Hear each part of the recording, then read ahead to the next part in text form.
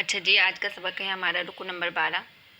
اعوذ باللہ من الشیطان الرجیم، بسم اللہ الرحمن الرحیم۔ قل من كان عدوا لجبريل فإنه نزله على قلبك بإذن الله مصدقا لما بين يديه وهدى وبشرى للمؤمنين۔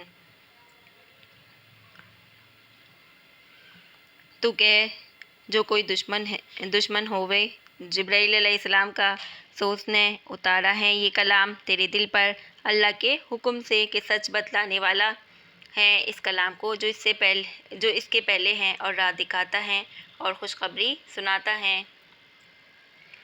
من کان عدوا للہ وملائکتہ ورسلہ وجبریل ومیکال فإن اللہ عدو للکافرین۔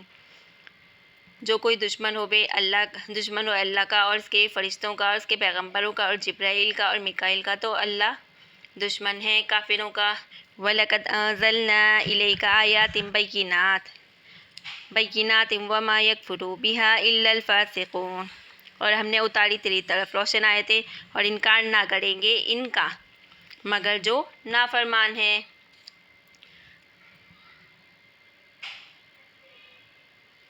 أَوَكُلَّمَا عَاهَدُوا عَهْدًا نَبَذَهُ فَرِيقٌ مِّنْهُمْ بَلْ أَكْثَرُهُمْ لَا يُؤْمِنُونَ۔ کیا جب کبھی باندھیں گے کوئی اقرار تو پھینک دیں گی اس کو ایک جماعت ان میں سے، بلکہ ان میں اکثر یقین نہیں کرتے۔ وَلَمَّا جَاءَهُمْ رَسُولٌ مِّنْ عِندِ اللَّهِ مُصَدِّقٌ لِّمَا مَعَهُمْ نَبَذَ فَرِيقٌ مِّنَ الَّذِينَ أُوتُوا الْكِتَابَ كِتَابَ اللَّهِ وَرَاءَ ظُهُورِهِمْ كَأَنَّهُمْ لَا يَعْلَمُونَ۔ اور جب پہنچا ان کے پاس رسول اللہ کی طرف سے تصدیق کرنے والا اس بات کی جو ان کے پاس ہیں، تو پھینک دیا ایک جماعت نے اہل کتاب سے کتاب اللہ کو اپنی پیٹھ کے پیچھے، گویا وہ جانتے ہی نہیں۔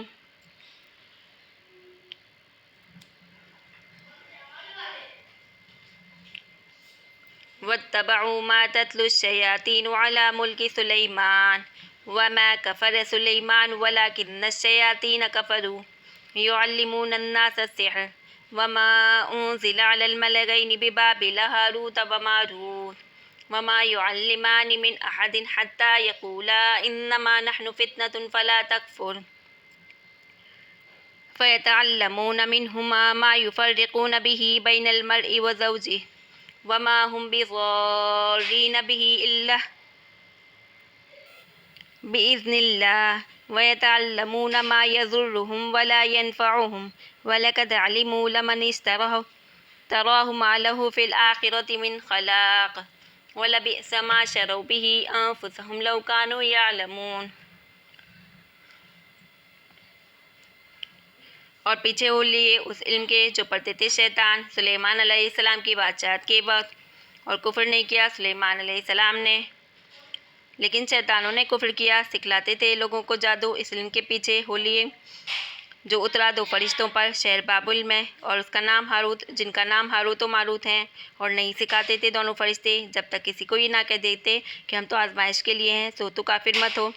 پھر ان سے سیکھتے وہ جادو جن سے جدائی ڈالتے تھے مرد میں اور اس کی عورت میں، اور وہ اس سے نقصان نہیں کر سکتے اس کا کسی کا حکم بغیر اللہ کے، اور سیکھتے تھے وہ چیز جو نقصان کرے ان کا اور فائدہ نہ کرے، اور خوب جان چکے ہیں جس نے اختیار کیا جادو کو کہ نہیں اس کے لیے آخرت میں کچھ حصہ۔ وَلَبِئْسَ مَا شَرَوْا، اور بہت بری چیز ہے جس کے بدلے بیچا انہوں نے اپنے آپ کو، اگر ان کو سمجھ ہوتی۔ وَلَوْ أَنَّهُمْ آمَنُوا وَاتَّقُوا لَمَثُوبَةٌ مِّنْ عِندِ اللَّهِ خَيْرٌ لَوْ كَانُوا يَعْلَمُونَ۔ اور اگر وہ ایمان لاتے اور تقویٰ کرتے تو بدلہ پاتے اللہ کے ہاں اس سے بہتر اگر ان کو سمجھ ہوتی۔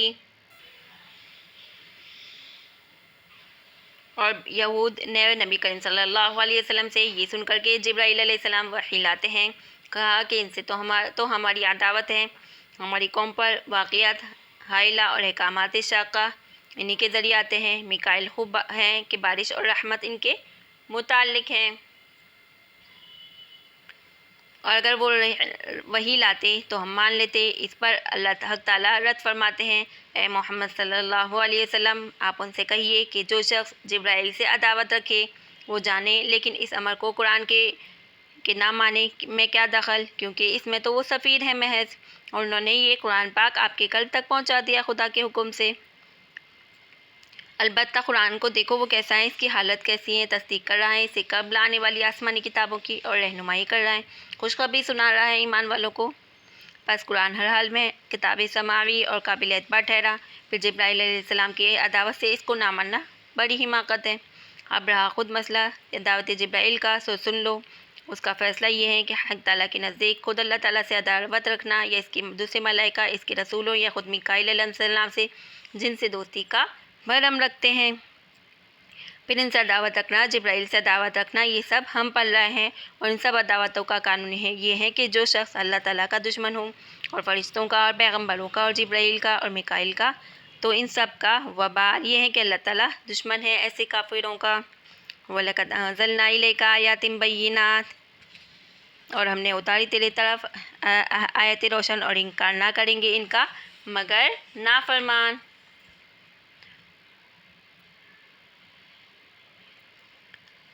یہ بعض یہود کو جو عہد یاد دلایا گیا کہ جو ان سے پہلے نبی پاک صلی اللہ علیہ وسلم کے ایمان لانے کی بابت تورات میں لیا گیا، تو انہوں نے خود عہد لینے سے صاف انکار کر دیا۔ ان کے متعلق ارشاد ہوتا ہے کہ اس عہد سے انکار کرنے کا انکار ان کی یہ حالت کہ انہوں نے اپنے مسلم عہدوں کو بھی پورا نہیں کیا۔ جب کبھی بھی ان لوگوں نے دین کے مطابق کوئی عہد کیا تو ضرور اس کو اس میں کسی فریق نے ضرور نظر انداز کیا، بلکہ اس کے تعمیل عہد نہ کرنے والوں میں زیادہ تو ایسے نکلے جو سرے سے عہد کا یقین ہی نہیں رکھتے۔ سو تعمیل نہ کرنا فسق تھا، اور یہ یقین نہ کرنا اس سے بڑا کفر ہے۔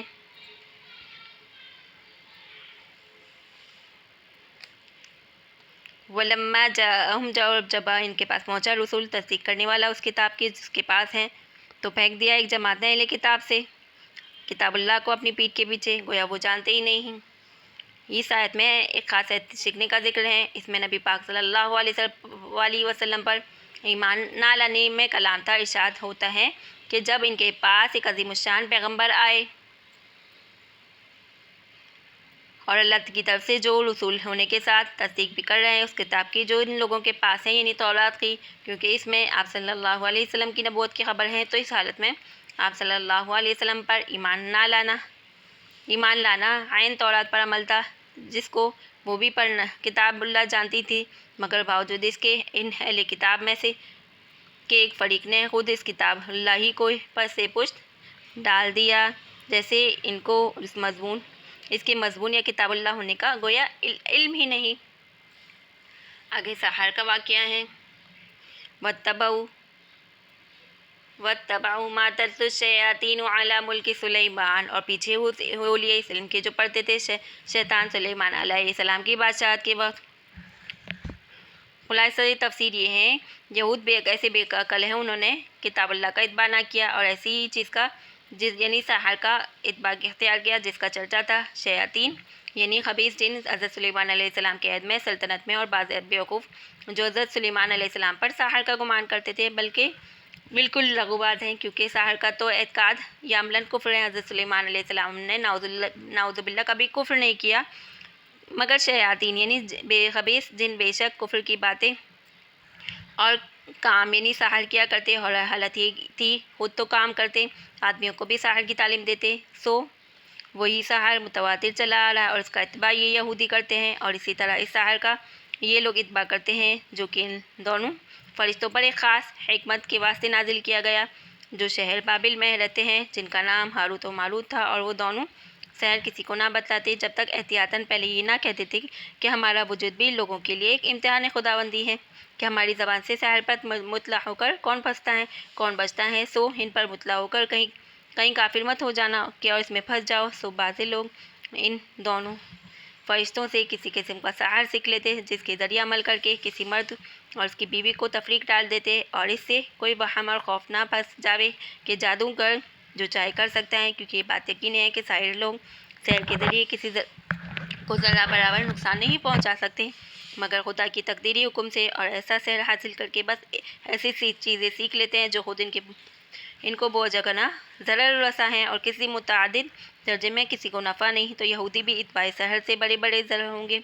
और ये बात कुछ हमारे कहने की नहीं, बल्कि ज़रूर ये यहूदी भी इतना जानते हैं कि जो शख्स सहर को किताब अल्लाह के औज़ इख्तियार करे, ऐसे शख्स का आखिरत में कोई हिस्सा नहीं। और बेशक बड़ी बुरी चीज़ है यानी जादू और कुफ्र, जिसमें वो लोग अपनी जान दे रहे हैं। काश इनको इतनी अक्ल होती और अगर वो लोग बजाय इस कुफ्र और वो बदअमली के ईमान और तक़वा इख्तियार करती तो अल्लाह के वहाँ बेहतर मुआवजा है इस कुफ्र व बदअमली से 1000 दर्जा बेहतर।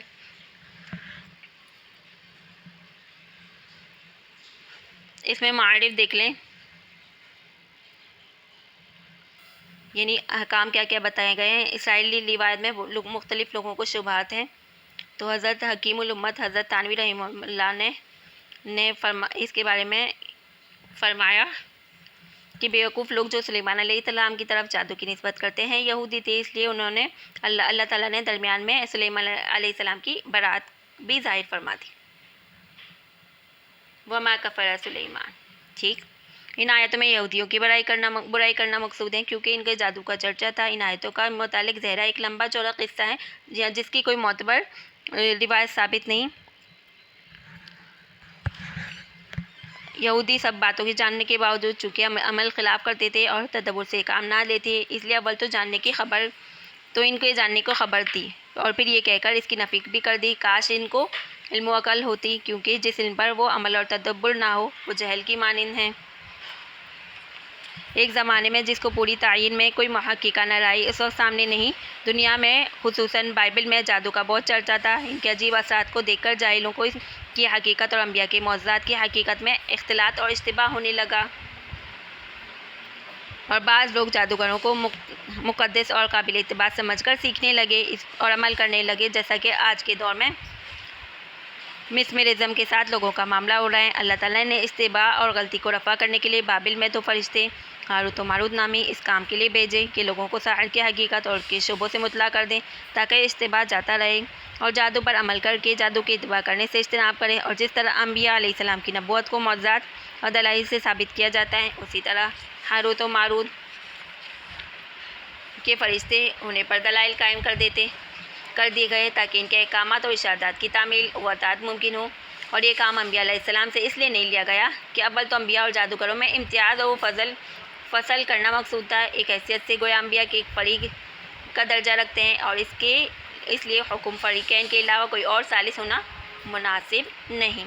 दूसरा, इस काम की तकमील बगैर जादू के अल्फाज की नकलो हरकत के आदतन ना हो सकी। अगरचे नकलो कुफ्र नबाशुद के अक़ली व नकली मुसल्लमा कायदे के मुताबिक ऐसा हो सकता है, मगर चूँकि हज़रात अम्बिया कराम मुताहरत हिदायत होते हैं, इसलिए इनका ये काम लेना मुनासिब ना समझा गया। लिहाजा फ़रिश्तों को इस काम के लिए तजवीज़ किया गया क्योंकि इनका कारखाने तकवीन में जो खैर व शर पर मुश्तमिल है, उन फ़रिश्तों से ऐसे काम भी लिए जाते हैं जो मजमूए आलिम के एतबार से तो बवजह मुसाले खैर आमा हो, लेकिन लुज़ूम मुफ्सिदा के सबब फ़ी ज़ाते शर हों, जैसे किसी जालिम व जाबिर मौजी जानवर वगैरह की नशरनुमा तकवीनी एतबार से तो दुरुस्त व महमूद है और तशरीई लिहाज से नादुरुस्त और मज़मूम, बखिलाफ़ अम्बिया इकराम के इनसे ख़ास तशरीआत का काम लिया जाता है जो खुसूसन उमूमन खैर हो और गोया कि नकल व हिकायत मज़कूरा गर्ज़ के लिहाज से एक तशरीई काम था, लेकिन बवजह इस्तेमाल गरीब इस अमर के कि कहीं नकलो हरकत भी जादू पर अमल का सबब ना बन जाए, जैसा कि वाक़ई में हुआ। तो अम्बिया को इस वाक़ई का सबब नकल बनाना भी पसंद नहीं किया गया। हासिल कलाम के फरिश्तों ने बाबिल में अपना काम शुरू किया कि सहर के उसूल फ़ुरूक़ को ज़ाहिर करके लोगों को इसके अमले बद से बचने की और साहिरीन से नफरत व दूरी की तनबीह की और ताकीद की। जैसे आलिम लोग के जाहिल लोग अक्सर नादानी से कुफ्रिया कलमात बिक जाते हैं, इसलिए वो तहरीरन या तकरीरन इन कलमात को जो उसमें शायद हैं जमा करके अवाम को मुतला करके कि देखो इन कलमात से बचने के लायक हैं, इनसे एहतियात करना। जब फरिश्तों ने काम शुरू किया तो वक्फन लोगों आते रहे और दरख्वास्त करने लगे कि हमें उसूल व फ़ुरूक़ से मुतला कीजिए ताकि नावक्फ़ी से किसी एतक़ादी या अमली फ़साद में मुब्तला ना हो जाए। इस वक्त फरिश्तों ने बतौर एहतियात پر نظریہ اصلاحی التزام کیا اور اصول و فروع بتانے سے قبل یہ کہہ دیا کہ دیکھو ہمارے بتانے کے ذریعے اللہ تعالیٰ کو اپنے بندوں کی آزمائش بھی مقصود ہے. کہ ان چیزوں پر مطلع ہو کر کوئی شخص اپنے دین کی حفاظت و اصلاح کرتا ہے شر سے آگاہ ہو کر ان سے بچے. اور کون اپنا دین خراب کرتا ہے کہ شر پر مطلع ہو کر وہی شر اختیار کر لے جس کا انجام کا کفر ہے، کفر عملی ہو یا اعتقادی، اور ایمان برباد نہ کرنا. فرشتے بتا دیتے یہ بات. ظاہر ہے کہ وہ اس سے زیادہ خیر خواہی کیا کر سکتے تھے، بس جو کوئی ان سے عہد و پیمان کر لیتا اس کے روبرو جادو کے سب اصول و فروع بیان کر دیتے. لیکن ان کا کام یہ تھا کہ اگر کوئی عہد نہیں کر کے اپنے ارادہ و اختیار سے کافر و فاجر بن جائے، چنانچہ بعض اس عہد پر قائم نہ رہے اور جادو کا مخلق کو احزار ثانی کا ذریعہ بنا، جو فسق تو یقیناً ہے اور بعض طریقے کے استعمال کے کفر بھی ہے، اور اس سے وہ فاجر بن گئے. یہاں تو ہم نے فرشتوں کی بات کی اور اس کا خلاصہ پڑھا. اب ہم سحر کی حقیقت اور سحر کی اقسام اور کیا انبیاء پر سحر ہوا اس کے بارے میں ہم کچھ ڈیٹیل میں بات کریں گے. ٹھیک ہے، تو سحر لغت میں ایسے لفظ کو کہتے ہیں جس کا سبب ظاہر نہ ہو، خواہ وہ سبب معنوی ہو جیسے خاص خاص کلمات کا اثر، غیر محسوس چیزوں کا اثر جیسے جنات و شیاطین کا اثر، مسمرزم میں قوت خیالیہ کا اثر محسوسات کا ہو مگر وہ محسوسات مخفی ہوں جیسے مغناطیس کی کشش، لوہے کی اپنی جانب کھینچنا مغناطیس نزول سے پوشیدہ ہے، یا دواؤں کا اثر ظاہر ہوتا ہے، دوائیں مخفی ہوں جبکہ وہ دوائیں مخفی ہو، یا سیارات کا اثر. اس لیے جادو کی بہت سی اقسام ہیں مگر عرف عام میں عام جادو ان چیزوں کو کہا جاتا ہے جن میں جنات شیاطین عمل دخل ہو، خواہ قوت خیالیہ کے ذریعے مسمرزم کا الفاظ، کیونکہ یہ بات عقلاً بھی ثابت ہے اور تجربہ سے بھی کہ قدیم فلاسفہ اس بات کو تسلیم کرتے ہیں کہ حروف کلمات میں بالخاصہ کچھ تاثیر ہوتی ہے.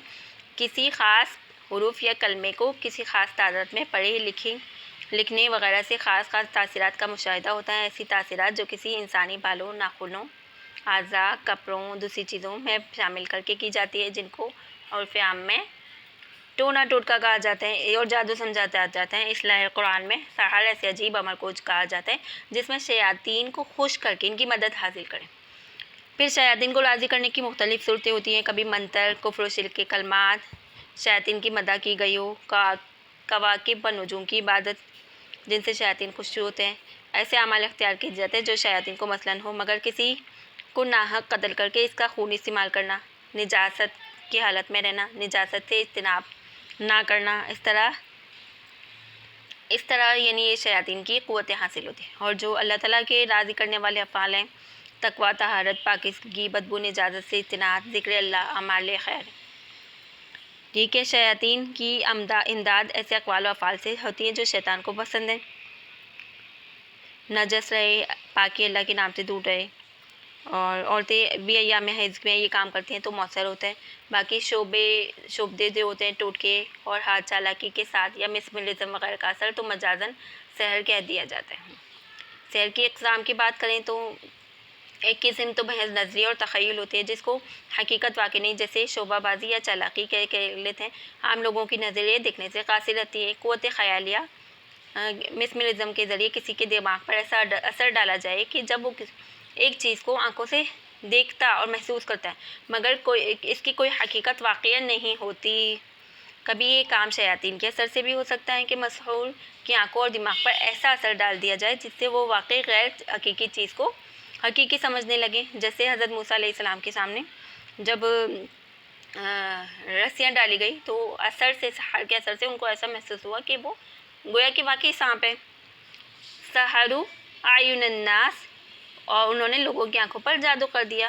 اور ارشاد ہے یخیل الیہ من سحرہم انہا تسعی، اور اس کے سحر سے موسیٰ علیہ السلام کے خیال میں آنے لگا کہ رسیوں کے سانپ دوڑ رہے ہیں. یخیل کے الفاظ سے بتایا گیا ہے کہ رسیاں اور لاٹھیاں جو ساحروں نے ڈالی تھی نہ حقیقت اس میں سانپ بنی اور نہ انہوں نے حرکت کی، بلکہ موسیٰ علیہ السلام کی قوت متخیلہ متاثر ہو کر ان کو دوڑنے والے سانپ سمجھنے لگے. اب دوسری قسم کی بات کرتے ہیں سحر کی. اس میں تخیل اور نظر بندی ہے جو بعض اوقات شیاطین کے اثر سے ہوتی ہیں. قرآن مجید میں ارشاد ہے اللہ پاک کا هل انبئکم علی ان تنزل الشیاطین تنزل علی کل افاک اثیم. میں تمہیں بتلاتا ہوں کن لوگوں پر شیطان اترتے ہیں، ہر بہتان باندھنے والے گنہگار پر اترتے ہیں۔ اللہ پاک کا ارشاد وَلَٰكِنَّ الشَّيَاطِينَ كَفَرُوا يُعَلِّمُونَ النَّاسَ السِّحْرَ، یعنی شیاطین نے کفر اختیار کیا، لوگوں کو جادو سکھانے لگے۔ سحر کی تیسری قسم کی بات کرتے ہیں ہم۔ سحر کے ذریعے ایک شے کی حقیقت بدل جائے، جیسے انسان جاندار کو کوئی پتھر یا جانور بنا دے۔ امام راغب اصفہانی، ابو بکر جساس، ان حضرات نے انکار کیا ہے کہ سحر کے ذریعے کوئی اچھی چیز کی حقیقت بدل جائے، بلکہ سحر کا اثر صرف تخیل اور نظر بندی پر ہے۔ ایسا نہیں ہو سکتا کہ کوئی سی انسان کو نہیں ہو سکتا۔ معتزلہ کا بھی یہی قول ہے، جبکہ جمہور علماء کی تحقیق ہے کہ انقلاب آیا میں نہ کوئی عقلی امتناع ہے نہ شرعی، مثلاً کوئی جسم پتھر بن جائے یا ایک نوع سے دوسری نوع کی طرف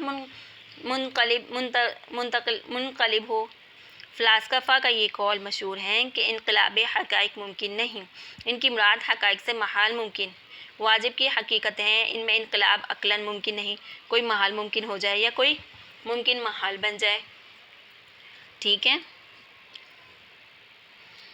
قرآن عزیز میں فرعونی ساحروں کے سحر کو جو تخیل قرار دیا، اس میں یہ لازم نہیں آتا کہ ہر سحر تخیل ہی ہو، اس سے زائد اور کچھ نہ ہو۔ بعض حضرات نے سحر کے ذریعے انقلاب حقیقت کے جواز پر کعب احبار کی حدیث سے استدلال کیا کہ امام موطا مالک میں جو ہے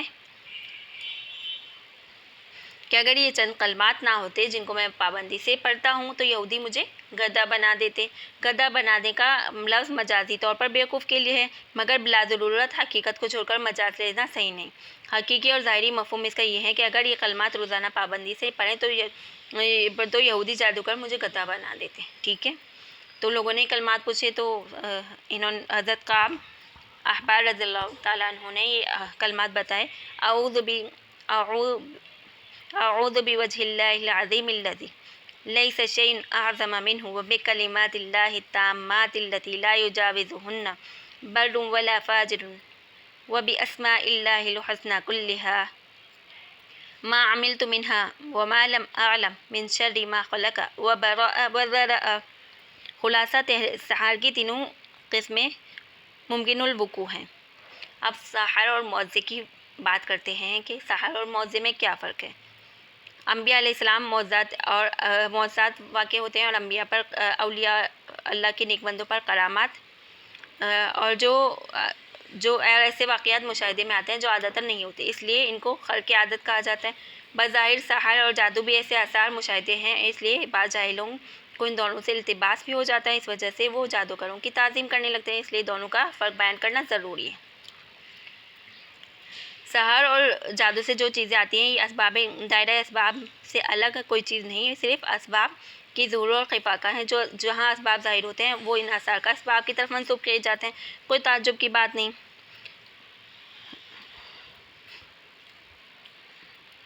معجزہ جو خرق عادت ہو، جیسے آگ کا حضرت ابراہیم علیہ السلام کے لیے ٹھنڈا ہو جانا اور چاند کا دو ٹکڑے ہو جانا، آپ صلی اللہ علیہ وسلم کی انگلیوں سے پانی جاری ہونا، اور پتھروں کا ہمارے نبی کریم صلی اللہ علیہ وسلم کو آگے جھک جانا، اور تو یہ سب معجزات ہیں۔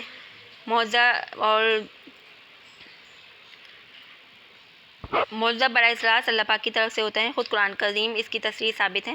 وَمَا رَمَيْتَ إِذْ رَمَيْتَ وَلَٰكِنَّ اللَّهَ رَمَىٰ۔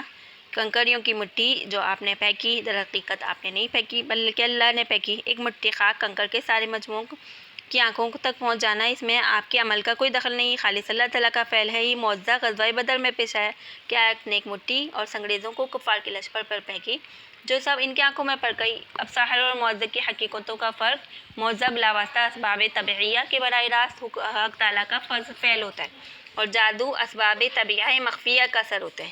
حقیقت سمجھنے کے لیے کافی ہے، مگر ایک سوال رہ جاتا ہے۔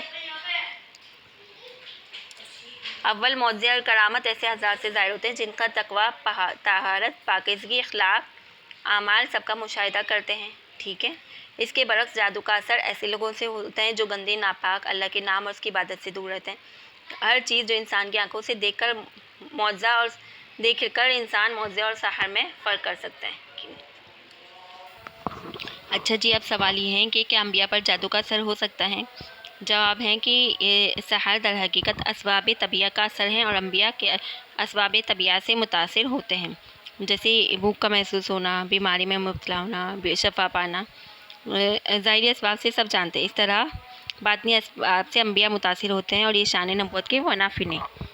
یہ نبی پاک صلی اللہ علیہ وسلم پر یہودیوں کا سحر کرنا، اس وجہ سے آپ پر بعض آثار کا ظاہر ہونا، بذریعہ وحی جادو کا پتہ لگنا، اس کا ازالہ کرنا احادیث صحیحہ میں موجود ہیں۔ حضرت موسیٰ علیہ السلام کا سحر سے متاثر ہونا خود قرآن میں مذکور ہیں۔ آیات یخیل الیہ من سحرہم انہا تسعی اور فاوجس فی نفسہ خیفۃ موسیٰ، موسیٰ علیہ السلام پر خوف طاری ہوا اور اسی جادو ہی کا تو اثر تھا۔ غرض اصلاحی قرآن میں جس کو سحر ہے وہ کفر اعتقادی یا کم سے کم کفر عملی سے خالی نہیں ہوتا۔ اعتقادی کفر کیا ہوگا کہ شیاطین کو راضی کرنے کے لیے اقوال افعال کفر و شرک اختیار کیے جائیں۔ اگر کفر و شرک کے اقوال افعال سے بچ بھی گیا مگر دوسرے گناہوں کا ارتکاب کیا تو کفر عملی سے خالی نہ رہا۔ قرآن عزیز کی آیت مذکورہ سے جو سحر کفر کہا گیا وہ اسی اعتبار سے ہیں کہ سحر کفر حقیقی اعتقادی یا کفر عملی سے خالی نہیں ہوتا۔ اچھا جی، ہم مسئلے سمجھ لیں کہ اگر قرآن حدیث کے کلمات ایسے کام لیا جائے مگر ناجائز مقصد کے لیے استعمال کریں تو وہ بھی جائز نہیں ہے۔ کسی کو نقصان پہنچانے کے لیے تعویذ کیا جائے، وظیفہ پڑھا جائے تو بھی جائز نہیں ہے۔ فتاوی عالمگیری میں ہے کہ جب معلوم ہو گیا کہ سحر اعتقادی عملی کفر سے خالی نہیں تو سیکھنا سکھانا حرام ہے۔ اگر مسلمانوں سے ضرر دفع کرنے کے لیے بقدر ضرورت سیکھا جائے تو فقہا نے اجازت دی ہے، لیکن اگر شیاطین سے مدد لیں اور بتوں سے استمداد کا احتمال ہو تو جائز نہیں ہے۔ مباح اور جائز امور سے کام لیا جائے اس شرط کے ساتھ، جائز اس شرط کے ساتھ ہیں کہ کسی کو ناجائز نقصان نہ پہنچایا جائے۔ ٹھیک ہے، اللہ پاک عمل کی توفیق عطا فرمائے۔ اللہ پاک اگر اس میں کوئی غلطی ہوئی ہو پڑھنے پڑھانے میں تو معاف کریں اور اللہ پاک ہماری مزید رہنمائی کریں۔ السلام علیکم ورحمۃ اللہ وبرکاتہ۔